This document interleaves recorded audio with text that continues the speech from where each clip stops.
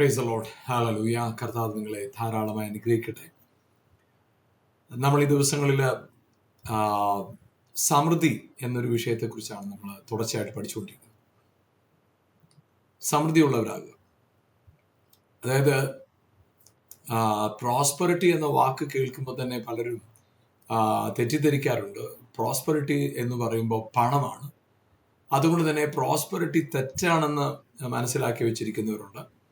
കാരണം ദൈവം ഒരു വിശ്വാസി ഭൂമിയിലായിരിക്കുമ്പോൾ അവന് ഈ ഭൂമിയിൽ എല്ലാ കഷ്ടതകളിൽ കൂടെ കടന്നു പോയി വേണം അവന് ദൈവരാജ്യം പ്രാപിക്കാൻ എന്നൊക്കെ നമ്മൾ മനസ്സിലാക്കി വെച്ചിരിക്കുന്നു. അതുകൊണ്ട് തന്നെ എപ്പോഴും ഈ കഷ്ടതകളുടെയും പ്രതികൂലങ്ങളുടെയും കൂടെ നിൽക്കുക എന്ന ഒരു കാര്യം ദൈവമക്കൾക്ക് വളരെ ശക്തമായി പഠിപ്പിക്കപ്പെടാറുണ്ട്, ഉപദേശിക്കപ്പെടാറുണ്ട്.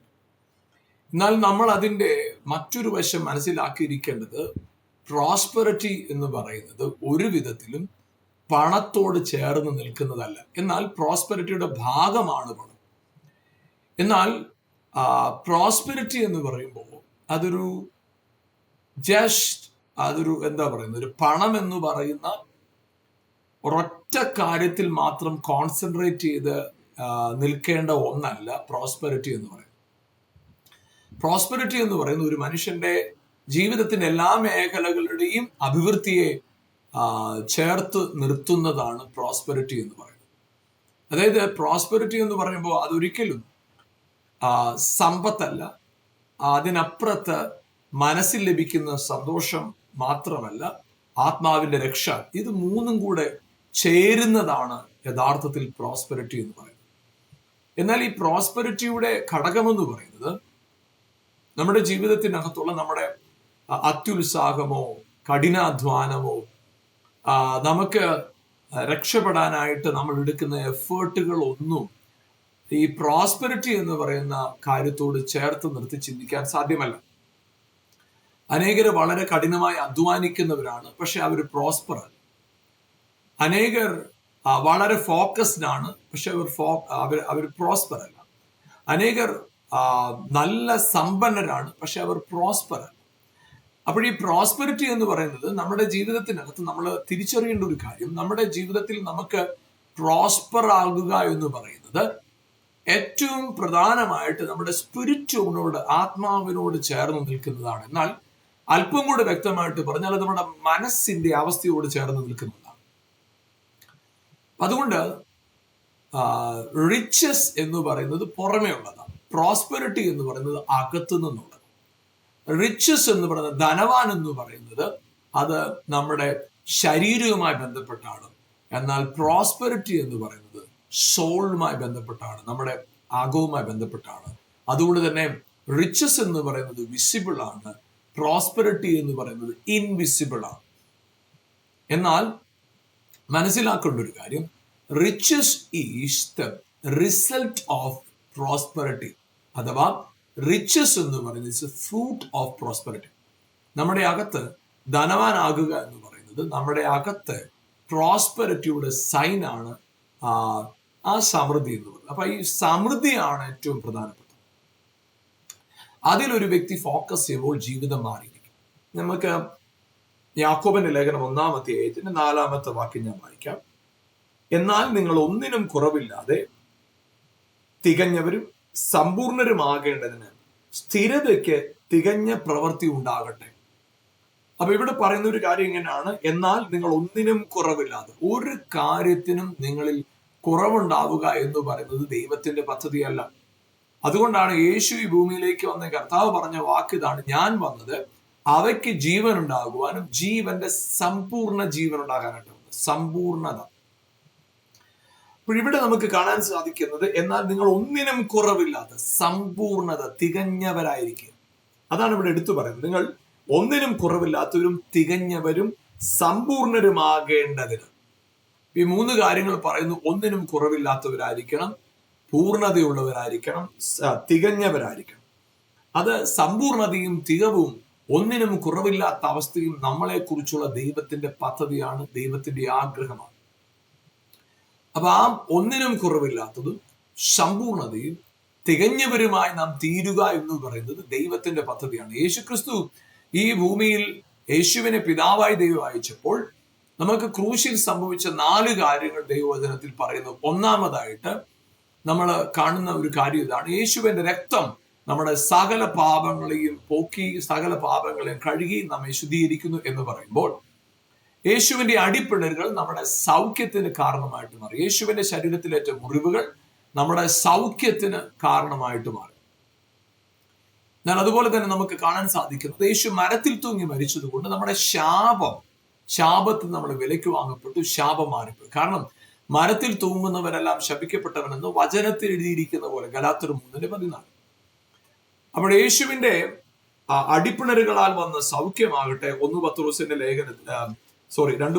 ലേഖനം നമുക്കവിടെ കാണാൻ കഴിയുന്ന ഒരു കാര്യമാണ്. 2 പത്രോസിന്റെ ലേഖനത്തില് അവൻ നമ്മുടെ പാപങ്ങളെ ചുമന്നുകൊണ്ട്, തന്റെ ശരീരത്തിൽ നമ്മുടെ പാപങ്ങളെ ചുമന്നുകൊണ്ട് ക്രൂശിന്മേൽ കയറി അവന്റെ അടിപ്പിണരുകളാൽ സൗഖ്യം വന്നിരിക്കുന്നു.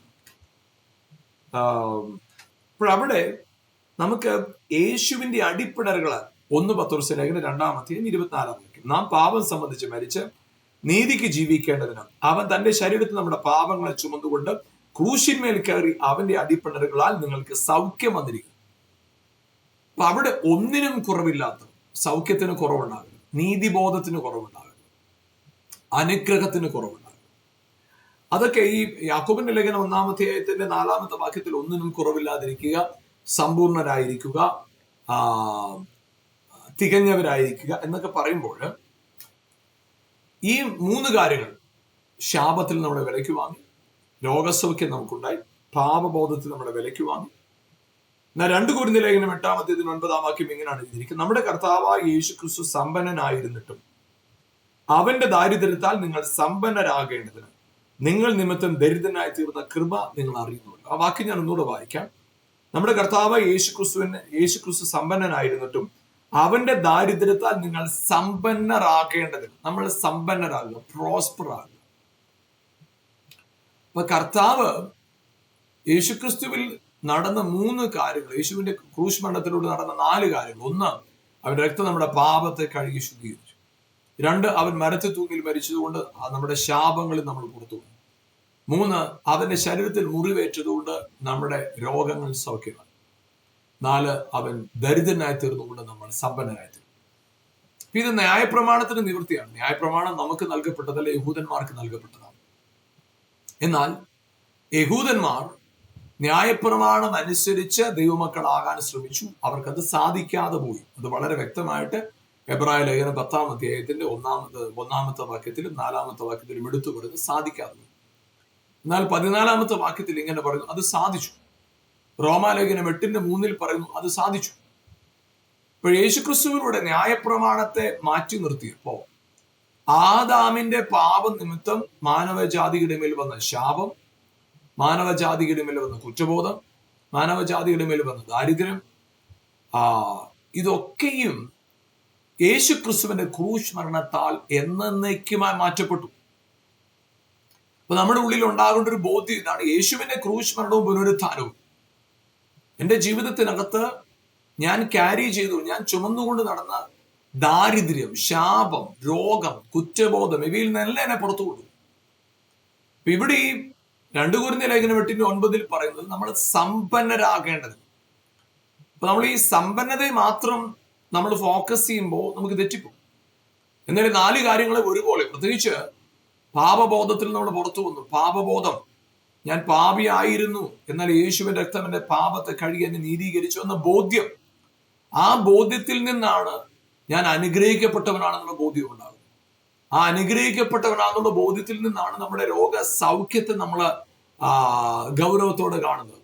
രോഗസൗഖ്യം, യേശുവിന്റെ അടിപ്പിണരാൽ എനിക്ക് സൗഖ്യം വന്നിരിക്കുന്നു എന്ന ബോധ്യം നമ്മുടെ അകത്ത് നമ്മളെ വാഴാതെ.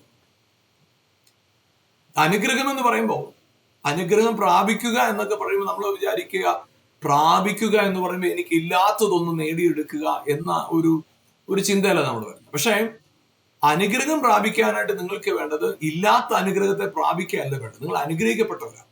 പക്ഷെ നിങ്ങൾക്ക് വേണ്ടത് എന്താണെന്നറിയാമോ? അറിവില്ലായ്മയാൽ എന്റെ ജനം പ്രവാസത്തിലേക്ക് പോകുന്ന യെശയ്യാ പ്രവാചകന്റെ പുസ്തകത്തിൽ പറയുന്നു.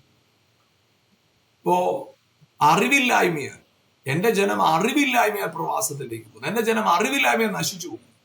അപ്പൊ നിങ്ങൾ പ്രാപിച്ചെടുക്കുന്നത് അനുഗ്രഹത്തെയല്ല, നിങ്ങൾ അനുഗ്രഹിക്കപ്പെട്ടവരാണെന്നുള്ള അറിവിനെയാണ് പ്രാപിച്ചെടുക്കുന്നത്. അങ്ങനെയാണെങ്കിൽ ഏറ്റവും വലിയ അനുഗ്രഹം എന്താ? നിങ്ങൾ അനുഗ്രഹിക്കപ്പെട്ടവരാണെന്നുള്ള അറിവാണ് നിങ്ങളുടെ ഏറ്റവും വലിയ അനുഗ്രഹം. യേശുക്രിസ്തുവിൽ രക്ഷിക്കപ്പെടുക എന്ന് പറയുമ്പോൾ യേശുവിന്റെ രക്തത്താൽ നിങ്ങളുടെ പാപം കഴുകി എന്നുള്ള പാപം കഴുകി നിങ്ങൾ നീതീകരിക്കപ്പെട്ടു എന്നുള്ള അറിവാണ് ഏറ്റവും വലിയ അനുഗ്രഹം. കാരണം റോമാലേഖനത്തില് വളരെ വ്യക്തമായിട്ട് പറയുന്ന, റോമാലേഖനം 7-ാം അധ്യായത്തിൽ നമുക്കിവിടെ വായിക്കാൻ കഴിയുന്നത് ഇങ്ങനെയാണ്. റോമാലേഖനത്തില് 7-ാം അധ്യായത്തിന്റെ 8-9 വാക്യം: പാപമോ അവസരം ലഭിച്ചിട്ട് കൽപ്പനയാൽ എന്നിൽ സകലവിധ മോഹത്തെ ജനിപ്പിച്ചു. ന്യായപ്രമാണം കൂടാതെ പാപം നിർജ്ജീവമാകും. ഞാൻ ഒരു കാലത്ത് ന്യായപ്രമാണം കൂടാതെ ജീവിച്ചിരുന്നു, എന്നാൽ കൽപ്പന വന്നപ്പോൾ പാപം വീണ്ടും ജീവിക്കുകയും ഞാൻ മരിക്കുകയും ചെയ്തു. അപ്പൊ ഈ കൽപ്പന വന്നപ്പോഴാണ് അത് പാപത്തിന് വിലയായി തീർന്നത്, പാപത്തിന് ശക്തി കൊടുത്തത് കൽപ്പന. എന്നാൽ ഈ റോമാലേഖനം 5-ാം അധ്യായത്തിൽ 18-ാം വാക്യം: അങ്ങനെ ഏക ലംഘനത്താൽ സകല മനുഷ്യർക്കും ശിക്ഷാവിധി വന്നതുപോലെ ഏകനീതിയാൽ സകല മനുഷ്യർക്കും ജീവകരണവും നീതീകരണവും വന്നു. വരുമെന്നല്ല, വന്നു. അപ്പൊ നീതീകരണം വന്നു. അപ്പൊ നമ്മൾക്കിപ്പോ എന്താണ് നമുക്ക് ആവശ്യം? യേശു തന്റെ രക്തത്താൽ എന്റെ പാപത്തെ കഴുകി, യേശുവിന്റെ ക്രൂശിലെ മരണവും പുനരുത്ഥാനവും എന്റെ പാപത്തെ കഴുകി എന്നെ നീതീകരിച്ചു എന്ന എന്റെ അറിവാണ് എനിക്കിനി ഉണ്ടാകേണ്ടത്. നീതീകരണം അല്ല ഇനി വരേണ്ടത്, അത് വന്നു കഴിഞ്ഞു. നീതീകരിക്കപ്പെട്ടു എന്നുള്ള അറിവാണ് ഇനി എനിക്ക് വരേണ്ടത്. അപ്പൊ അതുപോലെ തന്നെയാണ് സമ്പത്തിനെ കുറിച്ചും സമ്പന്നതയെ കുറിച്ചും നമ്മൾ അറിയേണ്ടത്. നാം ഒരു നന്മയ്ക്കും മുട്ടില്ലാതെ വണ്ണം നമുക്ക് ഒരു കുറവും ഇല്ലാതിരിക്കുക എന്നത് ദൈവത്തിന്റെ പദ്ധതി. ഇപ്പൊ യാക്കോബിന്റെ ലേഖനം 1-ാം അധ്യായത്തിന് 4-ാം വാക്യം: എന്നാൽ നിങ്ങൾ ഒന്നിനും കുറവില്ലാതെ തികഞ്ഞവരും സമ്പൂർണരും ആകേണ്ടതിന്. അപ്പൊ തികവുണ്ടാകുക, സമ്പൂർണത ഉണ്ടാകുക. ഈ തികവുണ്ടാകുക എന്ന് പറയുന്നതും സമ്പൂർണത ഉണ്ടാവുക എന്ന് പറയുന്നതും കൊലോസ്യ ലേഖനത്തിന്റെ 1-ാം അധ്യായത്തിന്റെ 28-ാമത്തെ വാക്യം എന്നെ സംബന്ധിച്ചിടത്തോളം ഞാൻ വളരെ പഠിക്കുന്ന ഒരു വിഷയമാണ്. ഈ കൊലോസ്യ ലേഖനത്തിന്റെ 1-ാം അധ്യായത്തിന്റെ 27-28 വാക്യങ്ങൾ വായിക്കുമ്പോൾ നിങ്ങൾക്ക് ഇത് കൂടുതൽ മനസ്സിലാവും. അവരോട് ജാതികളുടെ ഇടയിൽ ഈ മർമ്മത്തിന്റെ മഹിമാധനം എന്തെന്നറിയിപ്പാൻ ദൈവത്തിന് ഇഷ്ടം. ആ മർമ്മ മഹത്വത്തിന്റെ പ്രത്യാശയായ ക്രിസ്തു നിങ്ങളിൽ ഇരിക്കുന്നു എന്നുള്ളത് തന്നെ. ഇങ്ങനെ അവനെ ഞങ്ങൾ അറിയിക്കുന്നതിൽ, ആരെയാണ്? നിങ്ങളിൽ വസിക്കുന്ന ക്രിസ്തുവിനെ ഞങ്ങൾ അറിയിക്കുന്നതിൽ ഏത് മനുഷ്യനെയും ക്രിസ്തുവിൽ തികഞ്ഞവനായി. അപ്പൊ നമുക്കിവിടെ വായിക്കാൻ സാധിക്കുന്ന ഒരു കാര്യം, യാക്കോബിന്റെ ലേഖനം 1-ാം അധ്യായം: നിങ്ങൾ തികഞ്ഞവരായിരിക്കണം. നിങ്ങൾ തികഞ്ഞവരായിരിക്കും. രണ്ടാമത് അവിടെ പറയുന്നത് നിങ്ങൾ സമ്പൂർണരായിരിക്കും. ഈ കൊലോസ്യ ലേഖനം 2-ാം അധ്യായത്തിന്റെ 10-ാമത്തെ വാക്യം: എല്ലാ വാഴ്ചയ്ക്കും അധികാരത്തിനും തലയായ അവനിൽ നിങ്ങൾ പരിപൂർണരായിരിക്കുന്നു. നിങ്ങൾ സമ്പൂർണരായിരിക്കുന്നു. അപ്പോൾ ഈ തികവും പരിപൂർണതയും ഉണ്ടാകുന്നത് എവിടെ നിന്നാണ്? ക്രിസ്തുവിലാണ്. അപ്പോൾ ഇവിടെ നമ്മൾ മനസ്സിലാക്കുമ്പോൾ നിങ്ങൾക്ക് ഒരു നന്മയ്ക്കും കുറവ് വരരുത്. നിങ്ങൾ തികവുള്ളവരായിരിക്കണം. നിങ്ങൾ സമ്പൂർണരായിരിക്കണം. ഒരു വ്യക്തി ക്രിസ്തുവിലാകുമ്പോൾ ആ വ്യക്തിയുടെ ജീവിതത്തിൽ ഉണ്ടാകുന്ന ഏറ്റവും വലിയ അനുഗ്രഹം അല്ലെങ്കിൽ ഏറ്റവും വലിയ വിജയം എന്ന് പറയുന്നത് അവനിൽ ഉണ്ടാകുന്ന ഒരു ബോധ്യമാണ്. എന്താണ്? ഞാൻ ഇതുവരെയും ക്രിസ്തുവിനോടുള്ള സ്വർഗീയ പൗരത്വത്തോട് ബന്ധമില്ലാത്തവനായിരുന്നു. എന്നാൽ ഇന്ന് ഞാൻ ക്രിസ്തുവിന്റെ ഭാവനക്കാരനായി മാറുമ്പോൾ ഞാൻ അവനിൽ തികഞ്ഞവനും അവനിൽ പരിപൂർണനുമാണ്. അപ്പോൾ ഇവിടെ പറയുന്നത് നിങ്ങൾക്ക് ഒരു നന്മയ്ക്കും കുറവ് വരരുത്. എങ്ങനെയാണ് ഒരു നന്മയ്ക്കും കുറവില്ലാത്തവരായി തീരുന്നത്? ക്രിസ്തുവിലാകുമ്പോൾ. അതായത് നിങ്ങളായിട്ട് നിങ്ങൾ കൺസിഡർ ചെയ്യുമ്പോൾ, നിങ്ങളായിട്ട് നിങ്ങൾ നിൽക്കുമ്പോൾ നിങ്ങൾ പാപത്തിന് കീഴാണ്, നിങ്ങൾ അകൃത്യത്തിന് കീഴാണ്, ശാപത്തിന് കീഴാണ്. നിങ്ങളുടെ ജീവിതത്തിൽ നിങ്ങൾക്ക് ഒരു ഗുണവും നന്മയും പറയാനില്ല നിങ്ങളെന്ന വ്യക്തിയായി നിൽക്കുമ്പോൾ. എന്നാൽ ഒരുവൻ ക്രിസ്തുവിലാകുമ്പോൾ അവൻ പുതിയ സൃഷ്ടി. അവന് ക്ലെയിം ചെയ്യാൻ ഒരു പ്രധാന കാരണമുണ്ട്: ഞാൻ ക്രിസ്തുവിൽ നീതീകരിക്കപ്പെട്ടു, ഞാൻ ക്രിസ്തുവിൽ ഒരു അനുഗ്രഹമാണ്, ഞാൻ ക്രിസ്തുവിൽ മാനിക്കപ്പെട്ടവനാണ്, ഞാൻ ക്രിസ്തുവിൽ ഉയർച്ച തന്നെ പ്രാപിക്കും, ഞാൻ ഉയർച്ചയിലാണ്.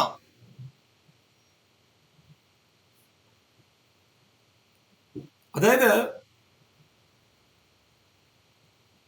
ഒരു വ്യക്തി എപ്പോഴാണോ അവൻ അവനെ തന്നെ മനസ്സിലാക്കുന്നത്, ഗലാത്യർ 2:20 പറയുന്നത്, ഞാൻ യേശുവിന്റെ കൂടെ ക്രൂശിക്കപ്പെട്ടു, ഞാൻ യേശുവിന്റെ കൂടെ ക്രൂശിക്കപ്പെട്ടു, ഇനി ജീവിക്കുന്നത് ഞാനല്ല, എന്നിൽ ക്രിസ്തുവാ ജീവിക്കും.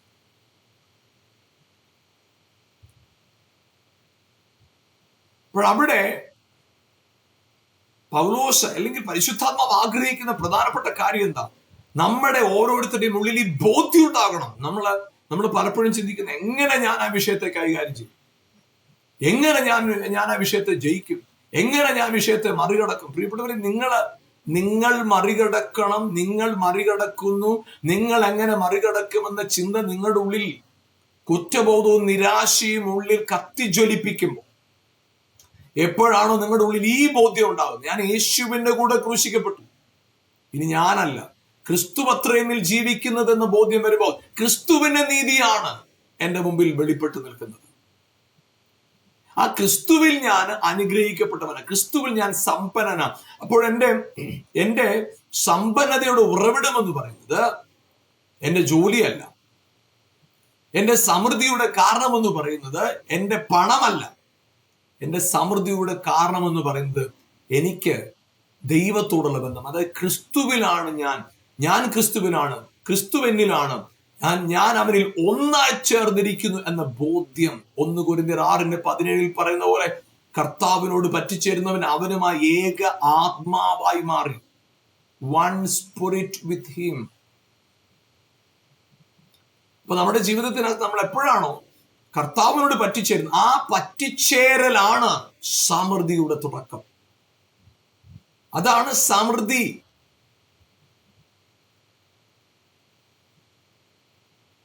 അപ്പൊ ഇവിടെ ഈ ദൈവവചനത്തില് യാക്കോബിന്റെ ലേഖനത്തിൽ 1:4 പറയുന്ന, എന്നാൽ നിങ്ങൾ ഒന്നിനും കുറവില്ലാത്ത, നിങ്ങൾ കർത്താവിൽ നിങ്ങൾ ആരാണ് നിങ്ങൾ മനസ്സിലാക്കിയാൽ നിങ്ങൾക്ക് അവിടെ നിന്ന് ഒരു ബോധ്യം ഉണ്ടാകും. എന്റെ ആവശ്യങ്ങൾ പണം കൊണ്ടല്ല നിർവഹിക്കപ്പെടാൻ പോകുന്നത്, പിടിപാട് കൊണ്ടല്ല നിർവഹിക്കപ്പെടാൻ പോകുന്നത്, ബന്ധങ്ങൾ കൊണ്ടല്ല നിർവഹിക്കപ്പെടാൻ പോകുന്നത്. എന്റെ ആവശ്യങ്ങളെ നിയന്ത്രിക്കുവാൻ, നിർവഹിക്കുവാൻ, അതിന്റെ പര്യാപ്തതയിൽ എത്തിക്കുവാൻ, അതിന്റെ നിറവിൽ നിവൃത്തിയിലും എത്തിക്കുവാനായിട്ട് ശക്തമാണ് എനിക്ക് കർത്താവിനോടുള്ള ബന്ധം, എനിക്ക് കർത്താവുമായുള്ള ബന്ധം. ഒരു വ്യക്തിയുടെ ഉള്ളിൽ ഈ ബോധ്യം എപ്പോൾ ഉടലെടുക്കുന്നു, ഈ അറിവ് ഒരുവനിൽ എപ്പോഴും ഉണ്ടാകുന്നു, അവിടെയാണ് അവൻ സമൃദ്ധിയിലേക്ക് കാലുകൾ എടുത്തു വെക്കുന്നത്, അവിടെയാണ് അവൻ സമൃദ്ധിയിലേക്ക് ചുവടുകൾ എടുത്തു വെക്കുന്നത്.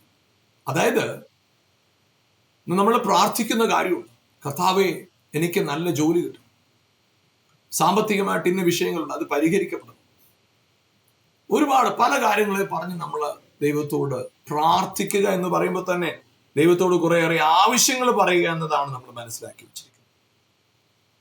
എന്നാൽ ഈ അധ്യായത്തിന് തന്നെ, യാക്കോബിന്റെ ലേഖനത്തിൽ തന്നെ 1-ാം അധ്യായത്തിൽ നമുക്ക് കാണാൻ കഴിയുന്ന ഒരു കാര്യമുണ്ട്. അതിന്റെ 17-ാം വാക്യം, എല്ലാ നല്ല ദാനവും തികഞ്ഞ വരമൊക്കെയും ഉയരത്തിൽ നിന്ന് വെളിച്ചങ്ങളുടെ പിതാവിങ്കിൽ നിന്ന് ഇറങ്ങി വരുന്നു, അവന് വികാരമോ ഗതിഭേദത്താലുള്ള ആച്ഛാദനമോ ഇല്ല.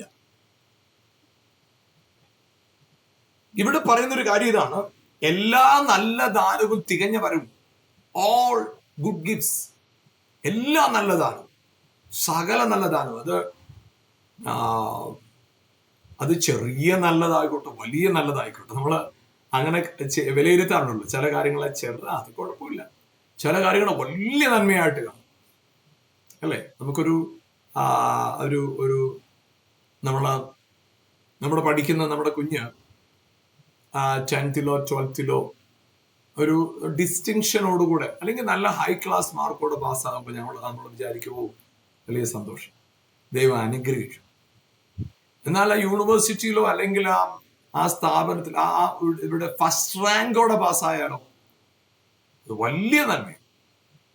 സകല നല്ല ദാനങ്ങളും, സകല നല്ല ദാനങ്ങൾ. അത് നമുക്ക് സാധ്യമായി തീരുന്നത് വെളിച്ചങ്ങളുടെ പിതാവിങ്കിൽ നിന്ന് ഇറങ്ങി വരുന്നു. അവനിൽ നിന്നാണ്, പിതാവിൽ നിന്ന് ഇറങ്ങി വരുന്നത്.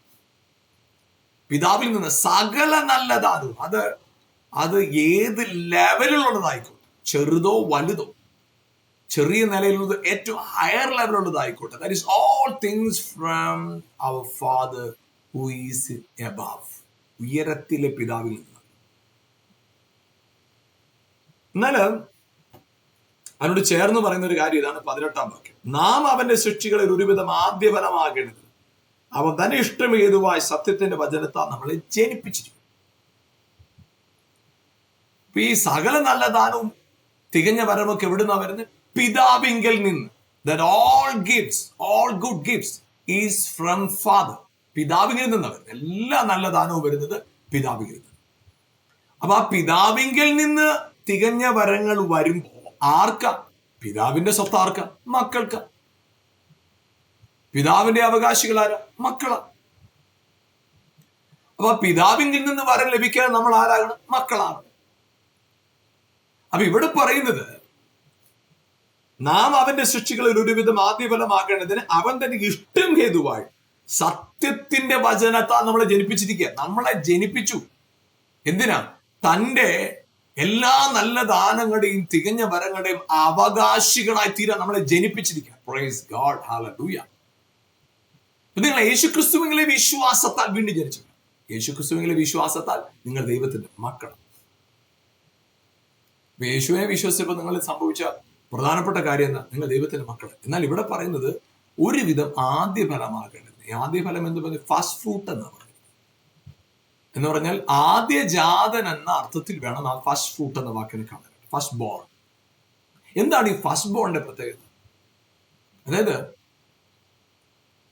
ദൈവം നൽകിയ പ്രമാണം അനുസരിച്ച് നമ്മൾ നോക്കിയാൽ ഫസ്റ്റ് ബോണിനാണ് പിതാവിന്റെ സകല അവകാശങ്ങളും ചുമക്കുവാൻ, സകല അവകാശങ്ങളെയും ആധികാരികതയോടെ വഹിക്കുവാനുള്ള പദവിയാണ് ആദ്യ ജാതൻ എന്ന് പറയുന്നത്. അപ്പൊ ഇവിടെ സകല നല്ല ദാനവും തികഞ്ഞ വരം ഉയരങ്ങളുടെ പിതാവിങ്കിൽ നിന്ന് ഇറങ്ങി വരുമ്പോൾ നമ്മളെ അവന്റെ ആദ്യ ജാതന്മാരാക്കി. എങ്ങനെ? വചനത്താൽ. അതായത് പ്രിയപ്പെട്ടവർ, നമുക്ക് ലഭിച്ചിരിക്കുന്ന സകല നന്മകളുടെയും സകല പദവിയുടെയും അടിസ്ഥാനം വചനമാണ്. അതായത് വാഗ്ദത്തം. നിങ്ങൾ ആ ഒരു രണ്ട് കാര്യങ്ങൾ പറയാം. ഒന്നാമത്, ഉൽപ്പത്തി പുസ്തകത്തിൽ 12-ാം അധ്യായത്തിൽ കർത്താവ് പറഞ്ഞൊരു കാര്യം ഇതാണ്. 12-ാം അധ്യായത്തിൽ കർത്താവ് പറഞ്ഞു, ഞാൻ നിന്നെ അനുഗ്രഹിക്കും. അബ്രഹാമിനോട് പറഞ്ഞു, ഞാൻ നിന്നെ അനുഗ്രഹിക്കും, ഞാൻ നിന്നെ അനുഗ്രഹിക്കും. അപ്പോ 12:2, ഞാൻ നിന്നെ അനുഗ്രഹിച്ച് നിന്റെ പേർ പറഞ്ഞു. അനുഗ്രഹിക്കും എന്ന വാക്ക് പറയും. എന്നാൽ 14-ാം അധ്യായത്തിൽ നമുക്ക് കാണാൻ സാധിക്കുന്ന ഒരു കാര്യം, മൽക്കീസദേക്ക് എന്ന പ്രവാചകൻ പുരോഹിതൻ വന്നപ്പോൾ 14-ാം അധ്യായത്തിന്റെ 18-ാം വാക്യം 19-ാം വാക്യം, മൽക്കീസദേക്ക് അപ്പവും വീഞ്ഞും കൊണ്ടുവന്ന് അവൻ അത്യുന്നതനായ ദൈവത്തിന്റെ പുരോഹിതനായിരുന്നു. അവൻ അവനെ അനുഗ്രഹിച്ചു. അവനെ അനുഗ്രഹിച്ചു. ആര്? മൽക്കീസദേക്ക്, അതായത് ഹൈ പ്രീസ്റ്റ് അബ്രഹാമിനെ അനുഗ്രഹിച്ചു. ദൈവം വാക്കു പറഞ്ഞു അനുഗ്രഹിക്കുമെന്ന്. എന്നാൽ പുരോഹിതനെ അയച്ച് അനുഗ്രഹിച്ചു. ആമേൻ. നമ്മൾ അവിടെ അങ്ങനെ കാണുമ്പോൾ അപ്പോസ്തല പ്രവൃത്തികളില് നമുക്ക് തന്നിരിക്കുന്ന ഒരു ഉറപ്പ്, നമുക്ക് തന്നിരിക്കുന്ന ഒരു ധൈര്യം, നമ്മൾ അനുഗ്രഹിക്കപ്പെട്ടവരായി തീർന്നു എന്ന ഒരു ഉറപ്പ് നമുക്ക് തരുന്നത് 3-ാം അധ്യായത്തിൽ അപ്പോസ്തല പ്രവൃത്തി 3:26. നിങ്ങൾക്ക് ആദ്യമേ ദൈവം തന്റെ ദാസനായ യേശുവിനെ എഴുന്നേൽപ്പിച്ച് ഓരോരുത്തരെയും അവനവന്റെ അകൃത്യങ്ങളിൽ നിന്ന് തിരിക്കുന്നതിനാൽ നിങ്ങളെ അനുഗ്രഹിക്കേണ്ടതിന് അവനെ അയച്ചിരിക്കുന്നു. അപ്പോഴ് പിതാവായ ദൈവം അബ്രഹാമിനോട് പ്രോമിസ് ചെയ്തു. മൽക്കീസദേക്ക് എന്ന പുരോഹിതനാൽ അബ്രഹാമിനെ അനുഗ്രഹിച്ചു. പിതാവായ ദൈവം നമ്മളോട് പ്രോമിസ് ചെയ്തു, യേശു എന്ന മഹാപുരോഹിതനാൽ നമ്മെ അനുഗ്രഹിച്ചിരിക്കുക. ക്രിസ്തു എന്ന മഹാപുരോഹിതനാൽ നമ്മളെ അനുഗ്രഹിച്ചിരിക്കുക. അപ്പൊ നമ്മുടെ ജീവിതത്തിനകത്ത് പ്രിയപ്പെട്ട സമൃദ്ധി എന്ന് പറയുന്നത് ക്രിസ്തുവിലാവുക. അതായത് നമ്മുടെ മനസ്സിലൊരു മാറ്റം ഉണ്ടാകും. ഇനി എനിക്ക് ആവശ്യങ്ങൾക്ക് ഞാൻ നിലവിളിക്കേണ്ടവനല്ല. വാഗ്ദത്തങ്ങളെല്ലാം എനിക്കുള്ളതാണ്. 2 കൊരിന്ത്യർ 1:20 പറയുന്ന പോലെ ദൈവത്തിൽ എത്ര വാഗ്ദത്തങ്ങളുണ്ടോ അതെല്ലാം ക്രിസ്തുയേശുവിൽ ഉവ്വെന്നും ആമേനെന്നുമാണ്. ആ വാഗ്ദത്തങ്ങളെല്ലാം എന്റേതാണെന്ന് എന്റെ അകത്തു വരുന്ന അസാധാരണമായ ബോധ്യമാണ്. അതാണ് എന്റെ അനുഗ്രഹം. അതാണ് എന്റെ അനുഗ്രഹം. ഇവിടെ ഒരു പ്രോഗ്രാം നിങ്ങൾ കാണുമ്പോൾ നിങ്ങൾ സമ്പത്ത് എന്ന് പറയുന്ന അല്ലെങ്കിൽ പണം എന്ന് പറയുന്ന ഒരു വിഷയത്തിൽ കേന്ദ്രീകരിച്ച് നിങ്ങളുടെ സമൃദ്ധിയെ നിങ്ങൾ വിലയിരുത്തരുത്. നിങ്ങളുടെ സമൃദ്ധിയെ നിങ്ങൾ വിലയിരുത്തേണ്ടത് ദൈവത്തിലുള്ള oneness. That is the reason of your prosperity. That is the only reason of your prosperity. So what you need in the awareness about this relationship. നിങ്ങളുടെ അകത്തുണ്ടാകേണ്ടത് ഈ ബോധ്യമാണ്. ദൈവവുമായിട്ടുള്ള നിങ്ങളുടെ ബന്ധത്തെക്കുറിച്ചുള്ള ബോധ്യം. ആ ബോധ്യം നിങ്ങളുടെ അകത്ത് വരുമ്പോൾ നിങ്ങളുടെ അകത്തൊരു ഉറപ്പുണ്ടാകും, ഞാൻ സമൃദ്ധിയിലാണ്. ആ ബോധ്യമാണ് യഥാർത്ഥത്തിൽ സമൃദ്ധി. ഞാനൊന്ന് പറയാം, അനുഗ്രഹം എന്ന് പറയുന്നത് നിങ്ങൾ അനുഗ്രഹിക്കപ്പെട്ടവരാണെന്നുള്ള അറിവാണ്. അതുപോലെ തന്നെ സമൃദ്ധി എന്ന് പറയുന്നത് നിങ്ങൾ സമൃദ്ധിയിലാണ്, ക്രിസ്തുവിലാണ് എന്ന തിരിച്ചറിവാണ് നിങ്ങളുടെ സമൃദ്ധിയുടെ രഹസ്യം. കർത്താവ് അനുഗ്രഹിക്കട്ടെ. ഒരുമിച്ച് നമുക്ക് പ്രാർത്ഥിക്കാം. ഞങ്ങളുടെ നല്ല കർത്താവ് യേശുവിന്റെ നാമത്തിൽ പ്രാർത്ഥിക്കുമ്പോൾ കർത്താവ് ജീവിതത്തിൽ സകല മേഖലകളിലും ദൈവികമായ സമൃദ്ധി, ഒന്നിനും മുട്ടില്ലാത്തവരായി, ഒന്നിനും കുറവില്ലാത്തവരായി ഞങ്ങൾക്ക് വാഗ്ദത്തം ചെയ്തിരിക്കുന്ന സകല നന്മകളും അനുഭവിച്ചു വാഴുവാൻ, വർദ്ധിക്കുവാൻ പരിശുദ്ധാത്മാവേണ്ടയാക്കണം. ഞങ്ങളുടെ അകത്തുള്ള എല്ലാ സംശയങ്ങളും, ഭയങ്ങളും, ഭാരങ്ങളും, നിരാശകളും ഞങ്ങളുടെ ഹൃദയത്തിൽ നിന്ന് മാറിപ്പോകട്ടെ. ദൈവികമായ സമൃദ്ധി, ആ ദൈവിക ബന്ധത്തിലുള്ള ആ റിയൽ പ്രോസ്പെറിറ്റി എക്സ്പീരിയൻസ് ചെയ്യാനായിട്ട് ഞങ്ങളെ ആ ബലമുള്ള കരങ്ങളിലേക്ക് ഏൽപ്പിക്കുന്നതാണ്. വചനം ഞങ്ങളെ ജീവിപ്പിക്കുന്നതാകൊണ്ട് സ്തോത്രം. വചനം ഞങ്ങളെ ഉയർപ്പിക്കുന്നതാകൊണ്ട് സ്തോത്രം. കർത്താവേ, ഇന്ന് പ്രത്യേകിച്ച് ദാരിദ്ര്യത്താൽ, സാമ്പത്തികമായിട്ടുള്ള വലിയ വെല്ലുവിളികളുടെ മുമ്പിൽ നിൽക്കുന്നവർക്കായി പ്രാർത്ഥിക്കുന്നു. യേശുവിന്റെ നാമത്തിൽ ആ വെല്ലുവിളികളെ അവര് തരണം ചെയ്യുന്ന സമൃദ്ധിയുടെ മനോഭാവം അകത്ത് കൊടുത്ത് മാനിക്കണം പ്രാർത്ഥിക്കുന്നു. കർത്താവ് അത്ഭുതകരമായി മാനിച്ചു കഴിഞ്ഞതിനായി സ്തോത്രം ചെയ്യുന്നു. യേശുവിൻ നാമത്തിൽ തന്നെ പിതാവേ, ആമേൻ, ആമേൻ.